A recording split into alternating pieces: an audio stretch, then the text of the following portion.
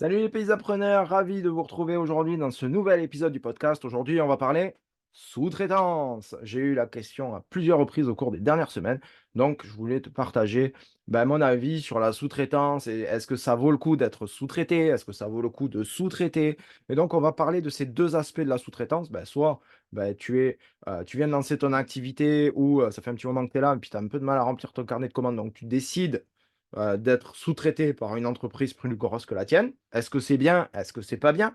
Et la deuxième chose, c'est que tu es une entreprise qui cherche à se développer, qui a besoin de main-d'œuvre, et là, tu décides de sous-traiter une partie de ton activité. Est-ce que c'est bien ou est-ce que c'est pas bien? OK?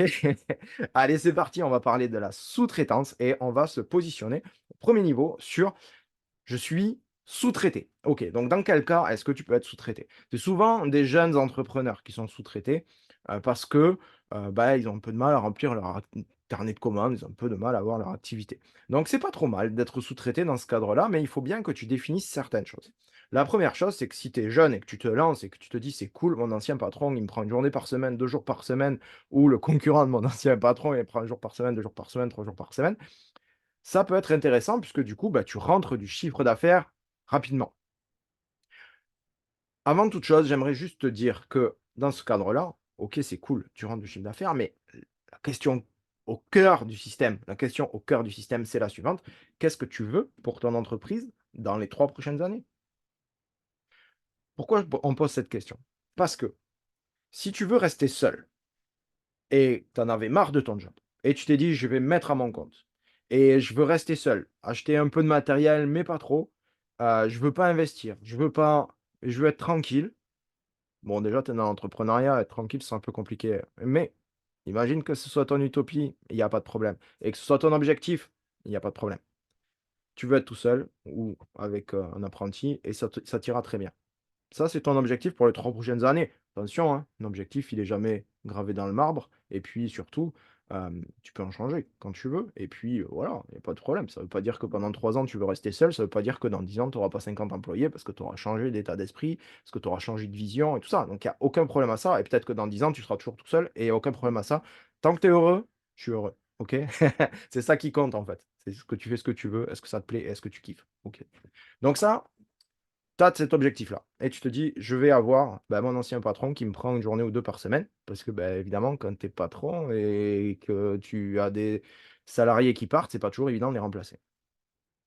Est-ce que c'est un bon plan pour toi? Dans un certain sens, oui, puisqu'on l'a dit, ça te ramène du chiffre d'affaires. Dans un autre sens, il faut que tu fasses très attention parce que, heu, le temps que tu passes dans la production pour quelqu'un d'autre, c'est pas du travail que tu fais pour toi. Donc quelque part, tu restes, même si le format est différent, tu restes salarié. En tout cas, dans la mentalité et dans les faits, pas, comptable ou voilà. Mais en gros, pendant 2 jours par semaine, tu resteras salarié de l'entreprise. Donc ce que ça va faire, c'est que pendant ce temps-là, tu vas pas démarcher des nouveaux clients. Ça veut dire que tu vas pas créer ta clientèle. Donc c'est un ralentisseur de croissance. Clairement, c'est un ralentisseur de croissance.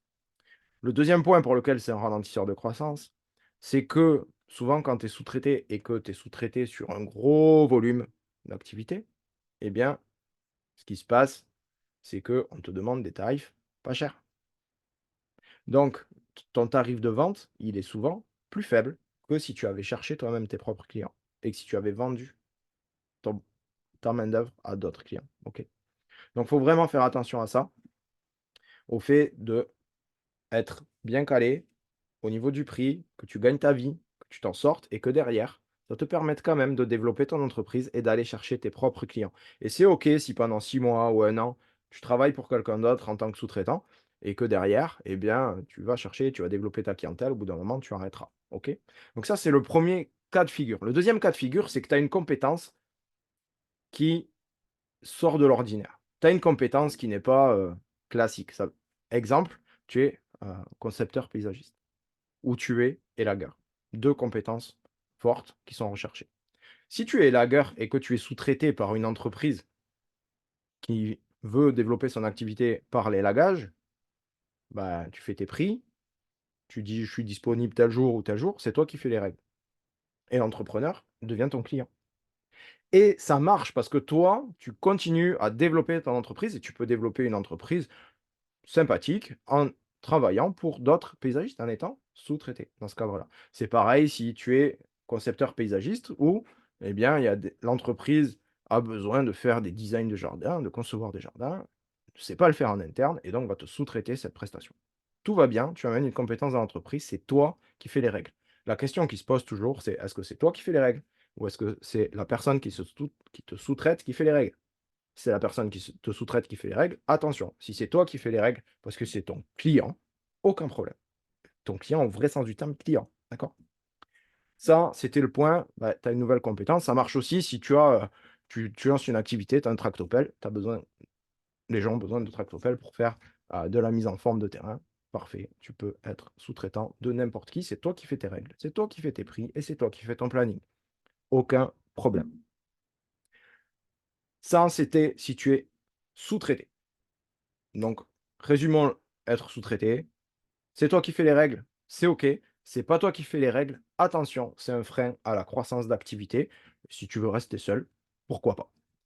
Deuxième cas de figure, tu es sous-traitant, donc tu sous-traites d'autres personnes. Pourquoi c'est intéressant pour toi d'être sous-traitant? Déjà parce que tu peux sous-traiter, des personnes parce que tu as un pic d'activité, un peu comme tu prendrais des intérimaires. Ça, c'est génial parce que, en saison, tu peux anticiper avec ça.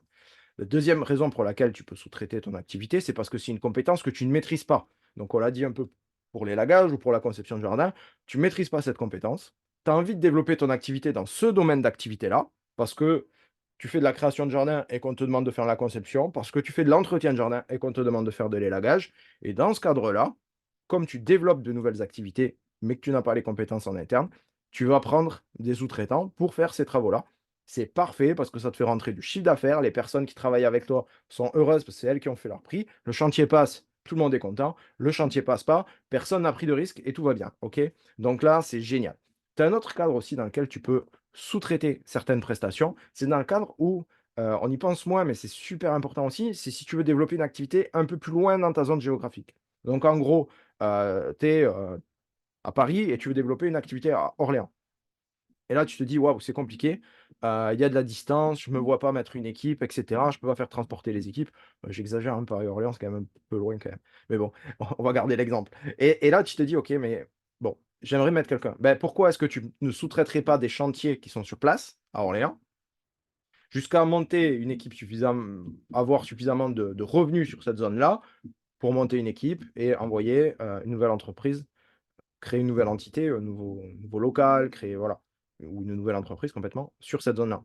Et dans ce cadre-là, le fait de sous-traiter t'a permis de tester l'activité. L'activité a pris, c'est cool, tu fais ce que tu voulais, c'était ton projet. L'activité n'a pas pris, c'est pas très grave, il reste des sous-traitants sur place et puis après tout, tu peux gérer les chantiers. Attention encore, c'est que dans ce cadre-là, il faut que tu sois en mesure de gérer ces chantiers-là, de te déplacer, OK? Mais tu peux sous-traiter des entreprises pour faire ces choses-là.